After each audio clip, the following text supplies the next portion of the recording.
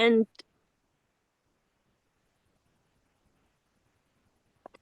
can you see and hear me fine? I'm coming from my homeland outside Yes. because it's a beautiful day.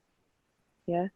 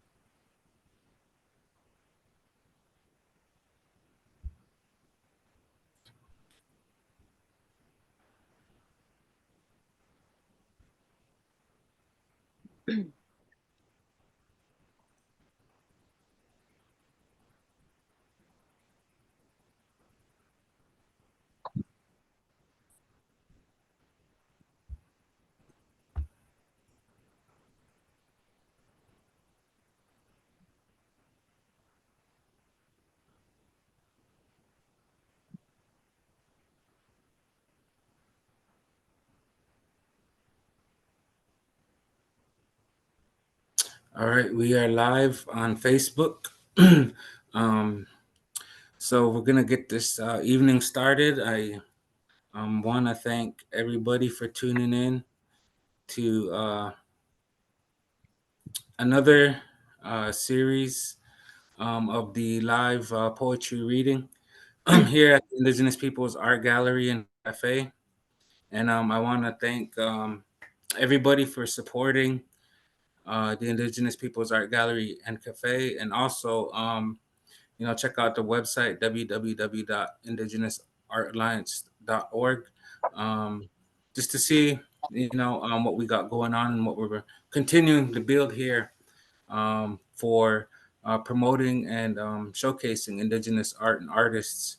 Um, I want to just remind people that we have a few things we still got going on out there. We have the Red Excellence movement that we're doing. We definitely are still looking for writers and poets to submit their works to kind of share what your idea is of Red Excellence. And we definitely are still working on putting an anthology book out for this. And yeah, we're still looking for poets and writers. So if you check out our Facebook page, there's a informational um, sheet there to kind of show where you could submit. Also, I recently had a poem in the Shattered Constraints book. So go to Midwest Writing Center and get you a copy. There's a couple Indigenous poets in here, so definitely support the Midwest Writing Center and everything that they got going on. They're doing a lot of good things out there in the Quad Cities, so definitely check it out. Get you a book. So with that, I want to just say thank you for tuning in tonight, and we have a really great poet coming. So I'm gonna turn it over, and yeah, we're gonna get the show started. So thank you all for tuning in. Dwanepka, what's happening? See, I am a storyteller. My name is Shuina. That means singing spring in my language, short for Song of the Spring Water. My elders gave me that when I was a toddler. Dwanepka. See, I remember when I learned this word. I was sitting in a group of other children. We were listening to our elder teach us our language. And when our elder got to this word, they said, with this one, you got to lean way back in your chair and you say it like this: Dwanepka. That means, what's happening? I have remembered ever since. So I share that to share a piece of my culture with you. I come from the Klamath tribes, the Ilksni people, and that's located, just so you get a sense of where it's at, on the border of California and Oregon. Born and raised with my tribal community. I'm also a descendant of Ojibwe, Chippewa Cree people from my grandfather, but born and raised on my grandmother's homelands, my homeland. So I carry Klamath teachings with me. And I want to introduce myself traditionally. And how I do that is by first saying who I am and then who I come from. And we do this where I'm from to build relationship and to have an understanding of how we're connected. Gawasas is Shuina. My name is Shuina. My mother, Gapkisup, is Camille Delorme. Gapkoli, my grandmother, is Teresa Wright Delorme. Her mother is Mary Silvers Wright. Her mother, Esther Hart Silvers, whose father is Lionheart, whose father is Chinchela Mukas, the signer of our Klamath Tribal Treaty in 1864. Now, I come from a big family over here. There's a few of us, and we do like to talk. And I say that because I'll get to the poetry. I will. And what I'll be doing is reading out of primarily this book. So it's my first poetry book, Warrior Roses. I wrote this because I had a collection of poems that talked about some of the traumas or shared harms that we've experienced as Indigenous people from Turtle Island, primarily from my area. And I wanted to have it accessible to other natives and also non-natives. So with natives, there's this feeling that is, I see you, I'm with you, you're not alone. And with non-natives, it's a hope to have them understand our experience and maybe build some sympathy, empathy, and really shift their perspectives. What I'll be doing is reading from, I'll read the preface of this book and then I'll jump into some poetry. I am a spoken word poet, so I tend to share stories through poetry verbally, but I also have been putting them down on a page. So I do both. I share poetry as a way of storytelling, which is traditional for our people to pass on knowledge, values, entertainment, but primarily for connection and relationship. So the preface of this book, Warrior Roses, talks about how I learned I was different, how I learned I was Native. The first time I realized I was Indigenous and a minority in America's dominant society was after a white police officer responded to an elementary schoolyard fight on the reservation between a little white girl and a little Indigenous girl, me.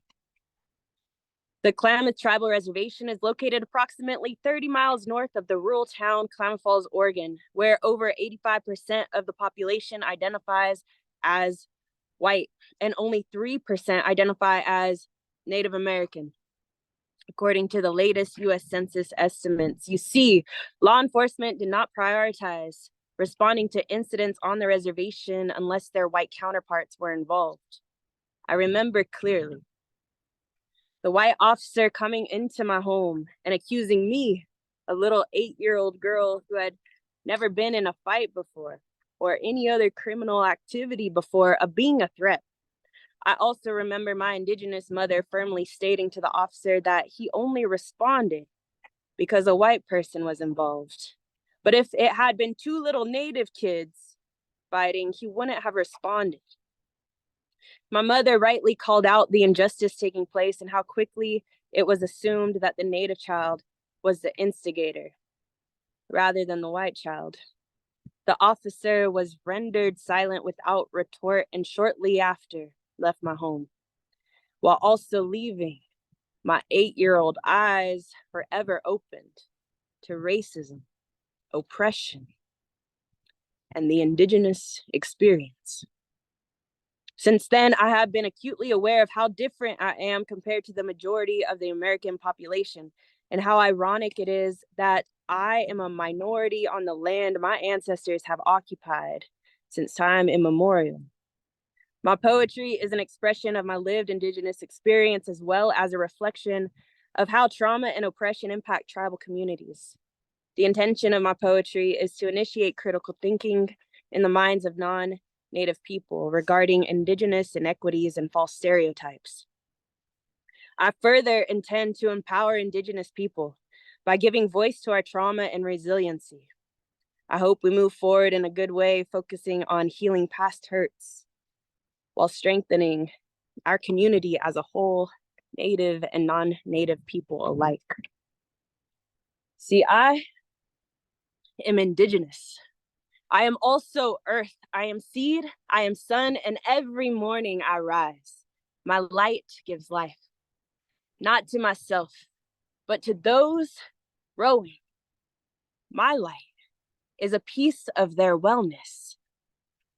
I am growing. Your light is a piece of my wellness. Your kindness is a piece of my healing. Your understanding is a piece of my forgiving. See, I am a descendant of a vibrant garden where bear and coyote would rest in, where more than enough was common, where lack wasn't a reality yet, where trauma wasn't a memory yet, where white supremacist settler colonialists did not exist yet, where every part of the garden, regardless of color, age, gender, or other, held a valuable role. And the more diverse the garden, the more beautiful and whole. See, I'm deeply rooted. I'm deeply wounded. I am thriving flower ancestor, turned leaves wilted. I am learning how to grow again, because for the past 500 years, oppression has been shading native gardens, putting borders up to contain them, trimming our many flower children to prevent pollination of tribal traditions. I am Indigenous. I am also earth. My ancestors' bones turned rich soil. I am seed, carrier of my ancient songs, stories, ceremonies. I am sun, a bright light, penetrating patriarchal darkness, healing energy to those with wilting leaves. And every time I rise, I bring hope and a vibrant culture with me. That is my home rise. And I have that in this book called Big Love. See, I wrote this one because I carried around a lot of sadness, a lot of memories, a lot of pain, and I needed an outlet. And what I recently realized is I do poetry as a form of journaling. I really thought I wasn't a journaler, but then I was like, wait a minute, I write poems quite often about personal things, to get it out, to get it out of my mind, get it out of my heart, and just to release. So I wrote this one, and it's about dealing with some of those heavy things we deal with. And then I thought, you know what, we need some balance. So I wrote this one for resiliency. And I put that poem Rise in my Big Love Mostenta book. Now back to Warrior Roses. Let's see. So with how I started with the preface and that story about me being an 8-year-old girl, getting into a little fight, a police officer responding, and the whole situation happening. I want to show you a picture of what I looked like as a threatening 8-year-old Indigenous child. This is it. Oh man. Yeah, that one. I'm dangerous. Whew, scared. So my mother, she loves writing. She's more of the writer in the family. She went to college for writing. Um, and she writes beautifully. So she used to write poetry and she wasn't writing anymore. And I was doing spoken word and I wanted to see my mother relieve some stress. And I knew that poetry did that for me. So I told my mother, I said, I would love to see her get back into writing poetry. And she said, you know what, maybe I could write a poem with you, or maybe we could choose a topic. And I was like, all right, that sounds like a good idea. And she's like, okay, so let's have a contest. And we're going to share our poems at the end of the week. And I said, I don't really want to do a contest, but I mean, if it gets you writing, then let's do it. And I was like, what do you want to write about? What's the topic? And she's like, she thought real hard. And she's like, fry bread. I was like, all right, I'll write a poem about fry bread.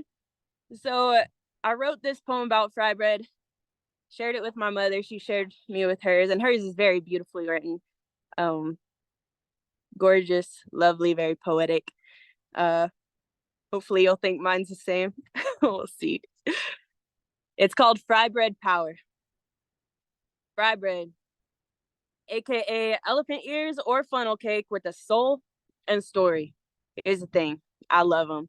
So do you, don't lie. The warm, soft, fluffy, crisp dough made from these hands, ooh, that'll make you cry. Okay. Maybe that was a bit of a stretch. But honestly, the taste will have the increase in your hips worth it.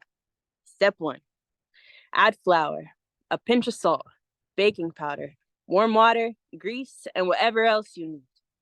Step two, this is where you do you. Slather on some honey, jam, butter, powdered sugar, or make it taco style. Step three, have seconds, thirds, and feel free to eat all your stomach can fit. Your taste buds will thank you for it.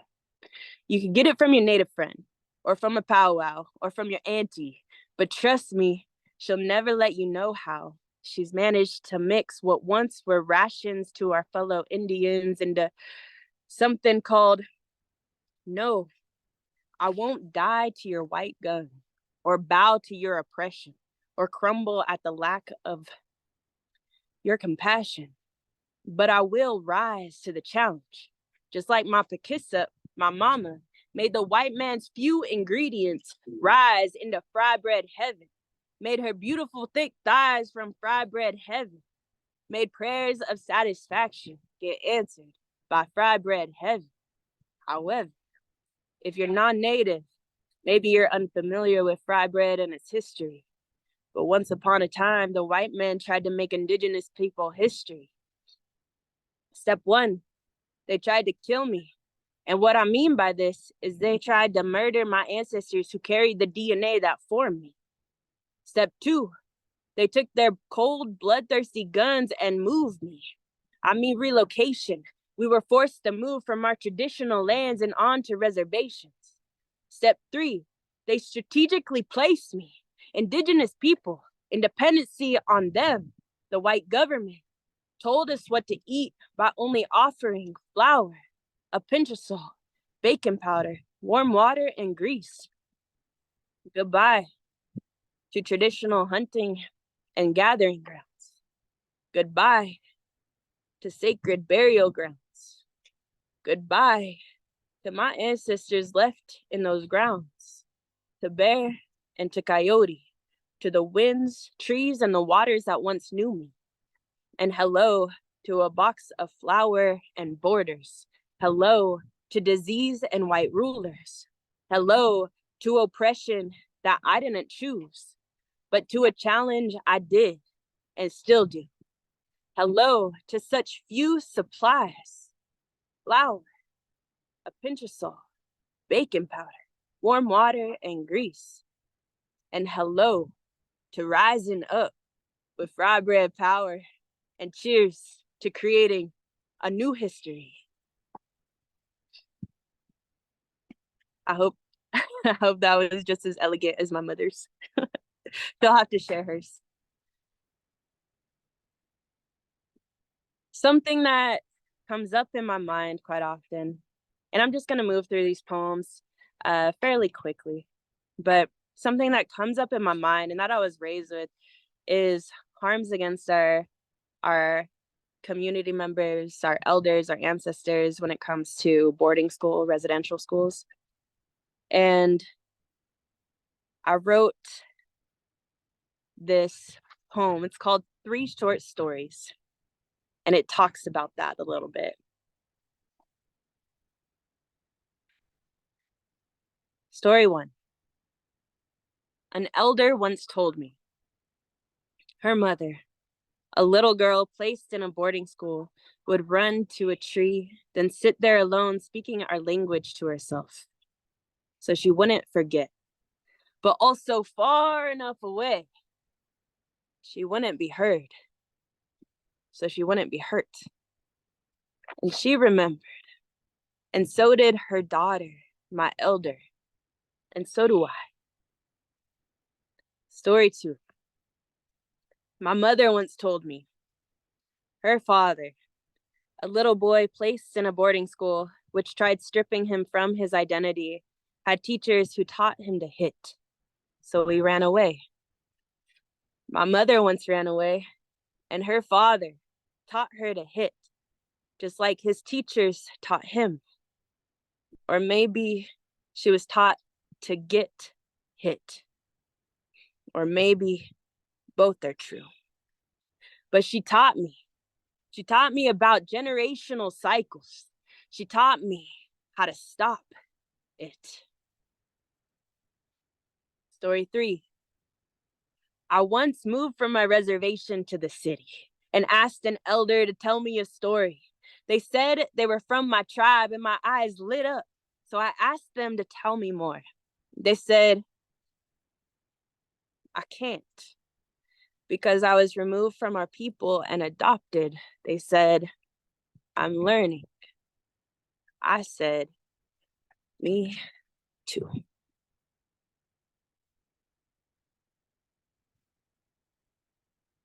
One thing I'm passionate about is ICWA, the Indian Child Welfare Act. I've worked in the field with families, with state employees, with various tribes.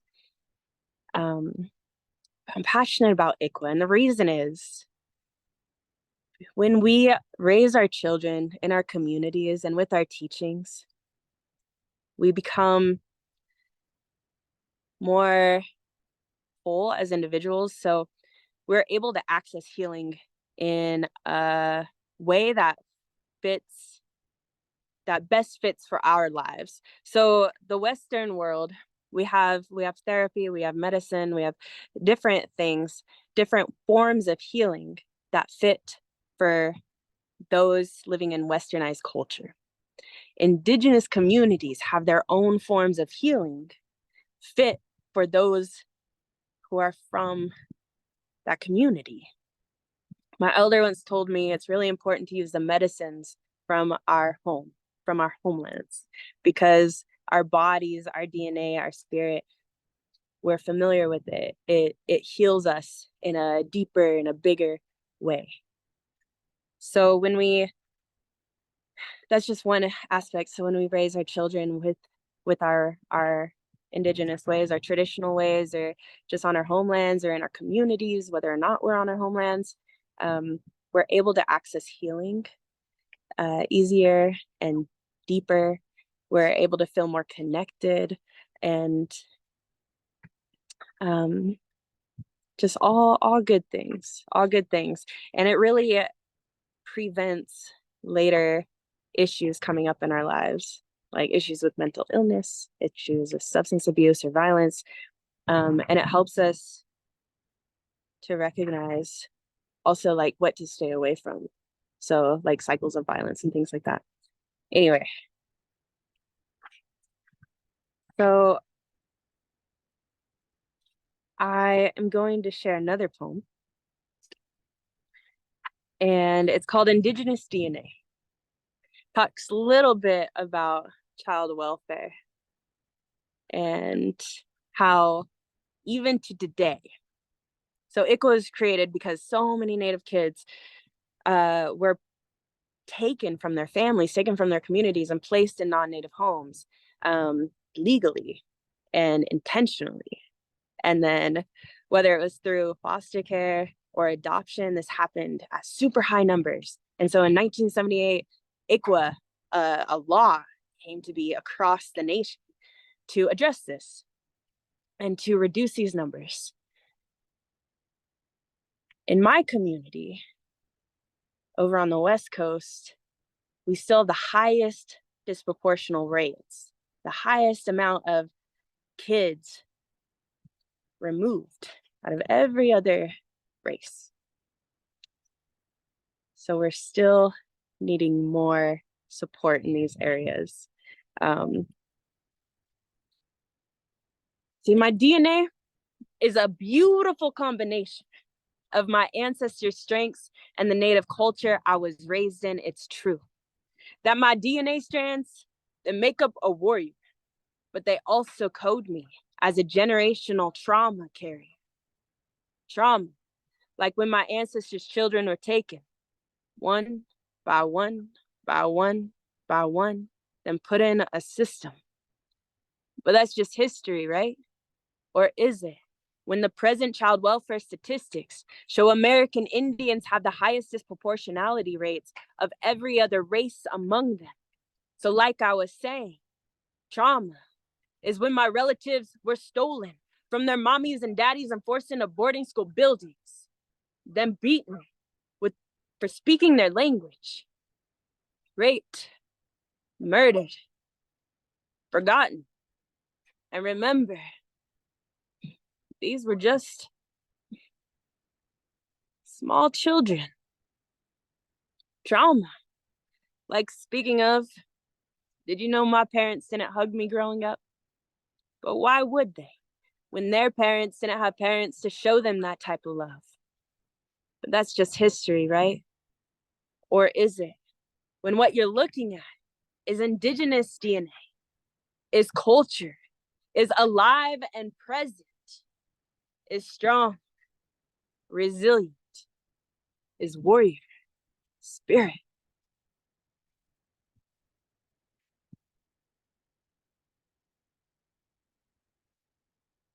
This other poem, I have a lot of heavy poems in this book. So I think what I'm going to do is skip a couple of the heavy ones. If you're more interested in that, feel free to get this book somehow. Maybe someone you know already has it. If not, it's most easily accessible on Amazon. You just type in Shuina Shuinasko, and then it should pop up. But I'll read you two more from this book, and then I'm going to end with a poem from my book, She is Matriarch, which really honors our women, our feminine spirit beings. This next poem I'm going to read to you is called Indigenous Vet. See, I joined the military when I was 18 years old, still in high school.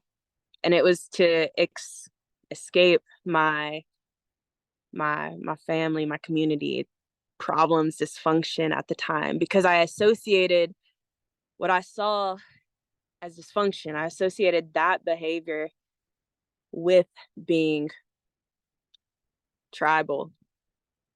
But what I later learned was it's completely separate.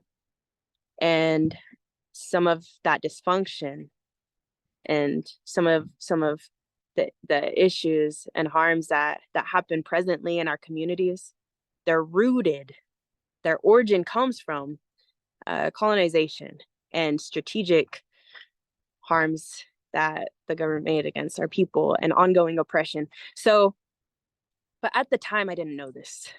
So I just wanted to run away. So I joined the military. And I was in for 8 years total, most of it part time. Um, but I value that experience. And it also is interesting being an Indigenous veteran. So I wrote a poem about it. The American flag. What does it mean to me as a veteran who is also an Indigenous person? When I see that flag, I see a dream come true for many setting foot here for the very first time. But I also see a nightmare come to reality for those who have always been here, whose daily life since settler contact mirrors an unshakable night terror. I see a flag that stands proudly when placed next to other countries because it is respected. But in the same way, respect is given to the playground bully, force excusing its folly. See, this bully country was born out of genocide to parents named Take and Threaten, raised learning that it doesn't matter how you win, as long as you win. For example, this land was stolen. So I see a flag that doesn't represent me. The white stripes, a reflection of bullies' white skin and white kin. The red, a memory of Indigenous blood the bullies' white ancestors bathed in. And the blue with white stars depicting the darkness this country's history hides its truth in. But I also see a flag my tiny hand placed over my heart for, pledged my allegiance to, and later served for. Saluted every time I came and left through many military doors.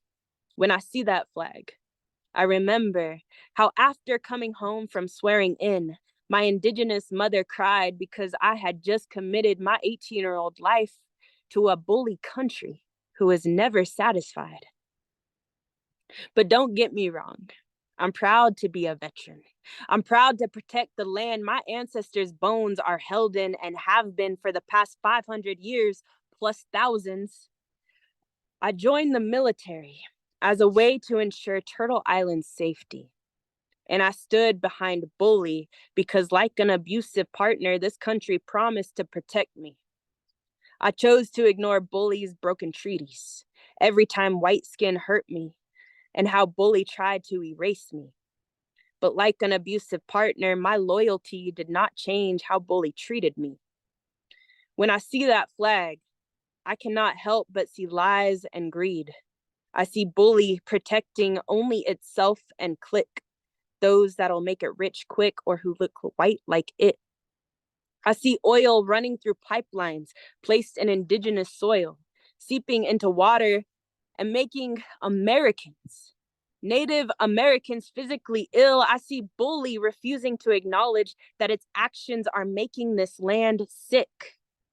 But I guess that's okay when this land isn't the destination bully vacations in. I see bullies click, still putting bullets through brown bodies, then justifying it. And I still get flashbacks of how white hands held up a gun to my Indigenous mom and dad, seeing them as just a couple of brown bodies. And how that officer only lowered his weapon after my mom mentioned working for the DA's office, aka Bully's clique. This I won't ever forget because that day, Bully almost left me parentless. Do you understand how I feel now, being a veteran and Indigenous? That flag is near meaningless to me, but this land is beyond priceless. And like a soldier, an Indigenous warrior, I will do everything in my power to defend it.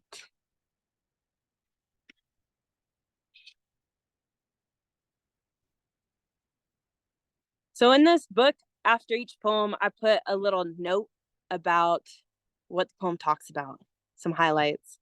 And right after this one, I put a quote from the National Indian Council on Aging from that website. It says American Indians and Alaskan Natives serve in the armed forces at 5 times the national average and have served with distinction in every major conflict for over 200 years. Native people have the highest per capita involvement of any population to serve in the US military. So I am in good company there.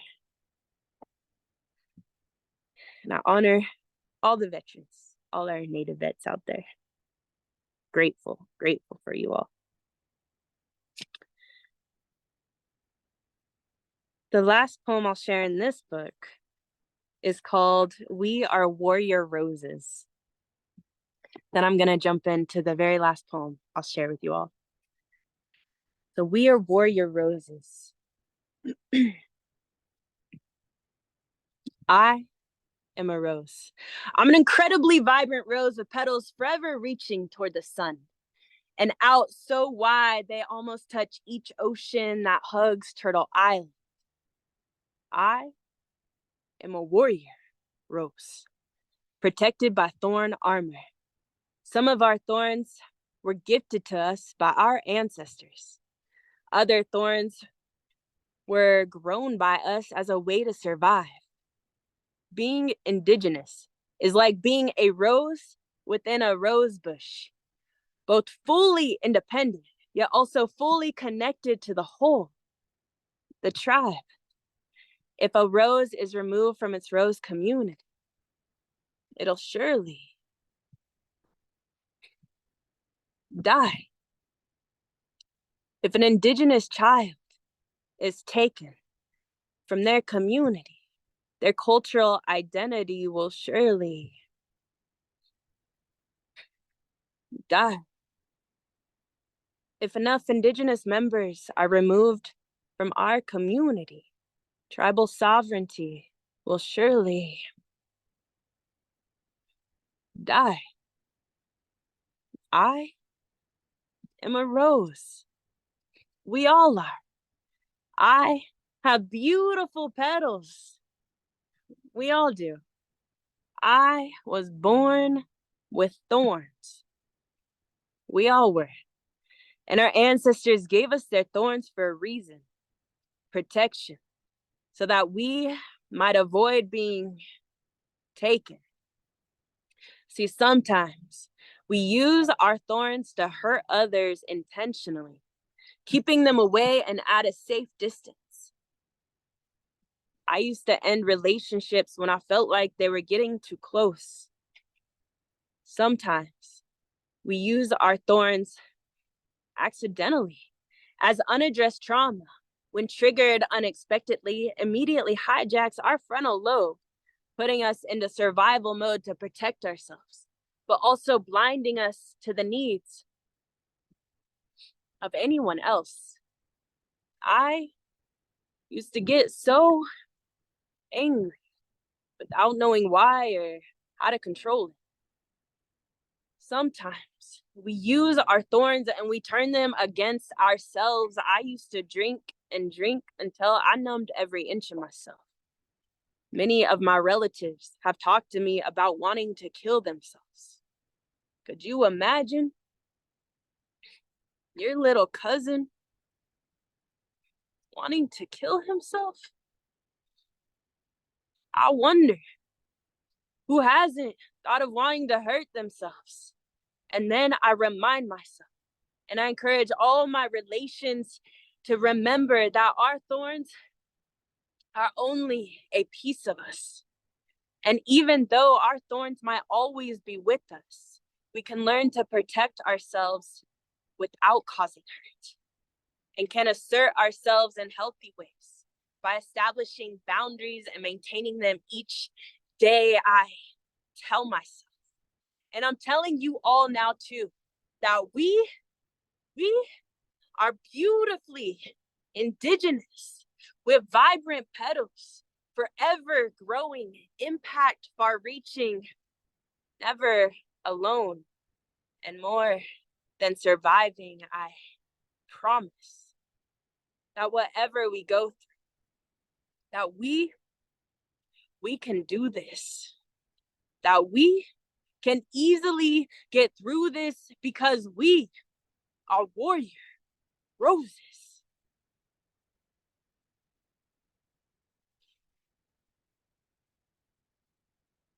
When I share at different places, I tend to also share the word thank you in my language. So I say subketcha after every poem. And I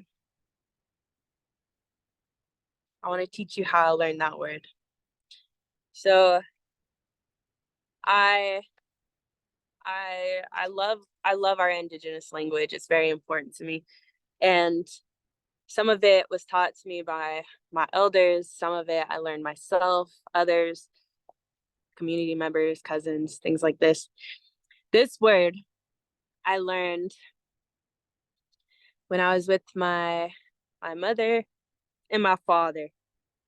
And I remembered how to say subketcha, because to me, when I was little, it reminded me of some ketchup. So I went around saying some ketchup, some ketchup, some ketchup, some ketchup, and that's how I learned. So now you get to remember some ketchup or some ketchup too. I know that some of the poems that I write are very triggering, and what's important is to really take care of yourself when we're triggered. And oftentimes when we're triggered, it's really just a see it as a sign being highlighted, saying this is an area in your life that really needs care. So every time we're triggered, let's pause and just recognize that is the area in our lives that needs additional care. Um, and and honestly, like, I'd be thankful for my triggers, because then I get to know how to care for myself better and where to target. So I hope that if my poetry is triggering here and there, that you really take care of your body, your mind, your spirit, and do the things that bring you peace. For me, it's prayer and smudging. That's one thing that really helps me. And where I'm from, out here on the west side, is we use sage. We use mountain sage for smudging, and we also use cedar. Um, and then my Cree side would use sweetgrass too. But sage and cedar are my go-tos. And sage we use for cleansing. Cedar we use for inviting and blessing. So first smudge with sage, and then smudge with cedar, and that completes ceremony for us here. Oftentimes, as Indigenous people, more so, I guess, more so in the recent years, um, we've talked about missing and murdered Indigenous women, or missing and murdered Indigenous women, girls, two-spirit, or people or relations. And I wanted to write some poems that would really encourage our women or our female identifying folks out there, because we are the most targeted and most likely to experience violence. And I believe that's the US and Canada. So anyway, I just wanted to shift the focus a little bit. Shift the focus in empowering our women and saying, I see you, you are loved, you are incredibly beautiful, strong, and peaceful, and I value you. And so I'm going to read the last poem out of this one. The last poem in this book, it's a little bit longer, but it talks about the different ways a woman loves. It's called Her Love. And I put cedar in there because it's all about blessing our women.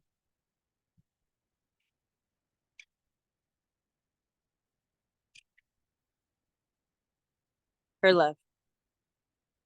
Her soft touch wakes you from sleeping, only to have you question if you're still dreaming. She is gentle like that. Fingertips, soothing, eyes, hypnotizing. Then she parts her lips, letting each side reach for the ceiling. Her being is vision, a tangible dream, love in motion. She is woman. She is partner love. Certainly, you will never go hungry. She alone is more than enough. Aroma of fragrant seasonings, whisper sweet nothings of, I adore you. Do you see me? Of, I want you. Do you want me? Of, I am yours. And then she calls you hers, gives you the nickname forever, fills emptied plate for a second time. Her hands won't ever stop giving. She offers healthy love, a woman on a journey of healing. Heart strengthened by hurting, yet she lets you hold her, lets her head melt into your chest, lets her mind rest. Her love is trusting. It is also outfits matching and hand holding everywhere. When she is away, she finds a way to be near in spirit. Her light reaching, always reaching, all the ways covering. This is how she loves, in whole, even when feeling broken, her adoration still spilling over. She is mother love, the kind of love that stays awake, waiting until she knows you are safe. Whether you are flying across the country or driving a block away, she waits up with eyelids wide until yours are resting soundly. No matter your age, you are mama's baby. The reason she keeps going, you are sun, energy. She is moon, grounding. She will guide you in darkest times. Teach your chin to look up towards scattered lights. Tell you stories of gods painted in night sky. Make you feel like you are one. As tall as redwood, as dense as forest, never alone. Mothers are wonders like that, and many wonder how she does it. She wonders how too. Does not allow this thought to linger because she is Mama Bear, fiercest roar, softest touch, eyes forever on you. Since the moment your tiny heart was laid on top of hers, to your first word, she protects. To your first step, she won't ever forget. To your first heartbreak, her heart broke too. To all your wins, no matter how great or small, mommy is present in person or spirit for them all. She is anti-love, loving in a way that makes thunder sound like a yawn, a perfect blend of sweet and strong. She is a second home, mentor, defender, coach. Like a river, her love is endless flow, listening without judgment. Auntie is closest confidant slash personal security guard, having your back regardless how massive the haters are. Like mamas be bear, aunties be lioness, never scared. Just follow the laughter. It is where you'll find her. Snacks upon snacks will also be there. She is grandma love. Food on the stove, warm hugs, and handwritten cards type love. She speaks in story, is giver of money from the change in her pocket to digging into savings. She loves you entire, is leader of the family, true matriarch, glowing, hair full of wisdom, So when you're around her, remember to listen. Hands of understanding, experience abounding, treat her more honor deserving, treat her more gently than a newborn baby, respect her more than a 5-star general, her authority immeasurable, past ancestors' vigor radiating from her. She is powerhouse, medicine maker, prayer warrior, mother of mothers, teacher of future leaders, fry bread connoisseur, huckleberry jam canner, elk jerky maker, has your taste buds celebrating every time you see her. Her warmth is matchless, offering bottomless tenderness. Grandmas are not only bright lights on our journey through life, they be goddess. She is friend and sister love, genuine, fierce, true. She can't bail you out because she is right there too.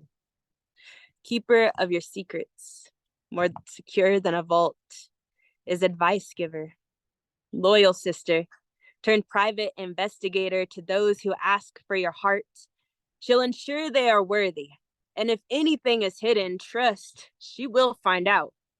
Then be by your side, no matter what you choose, help you dress in white or show up with ice cream if tears ever rain from your eyes. Sometimes she will be the one making you cry. With uncontrollable laughter, day or night, she draws out the best in you. Your wild side, too, speaks to your strength, lets you borrow her shoes, is expert at facials, will get out in nature, be a godmother, check on your plant babies when you are away. Real friendship, love is truly safe.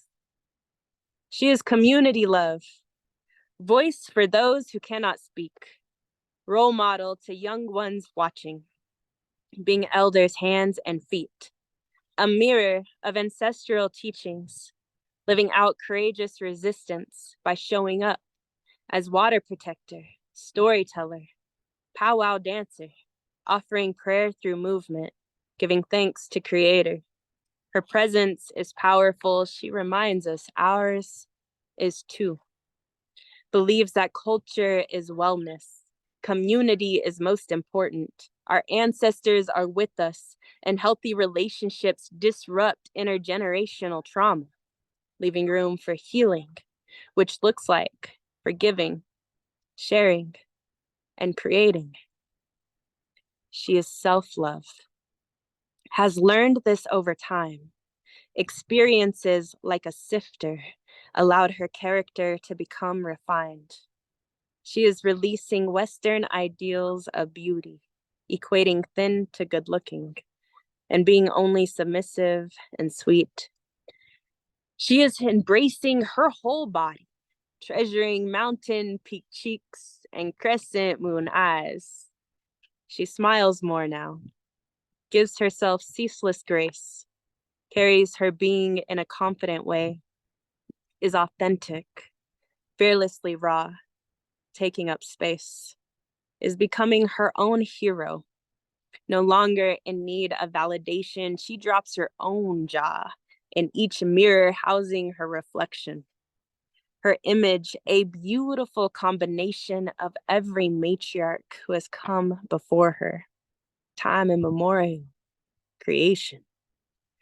She is feminine spirit, undeniably vibrant, peaceful, and powerful woman. Subkecha, thank you.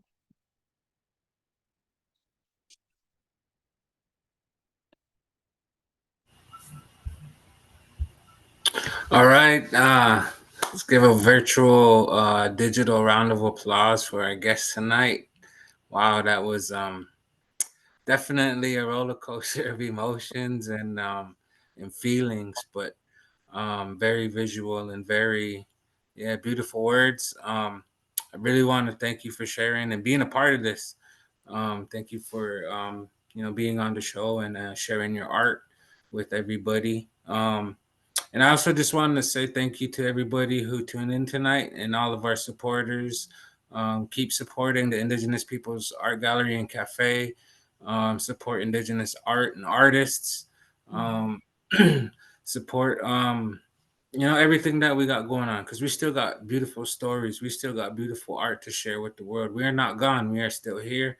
We are still alive and thriving. And if you've been watching, our poetry reading series, you know that we come from all over this continent. We come from New Zealand. We come from Canada. We come from uh, South America.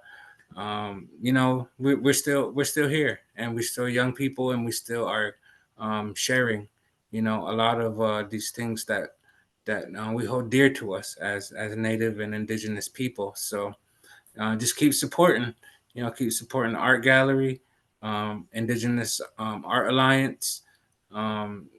Just we got some really great things coming up in the future as well.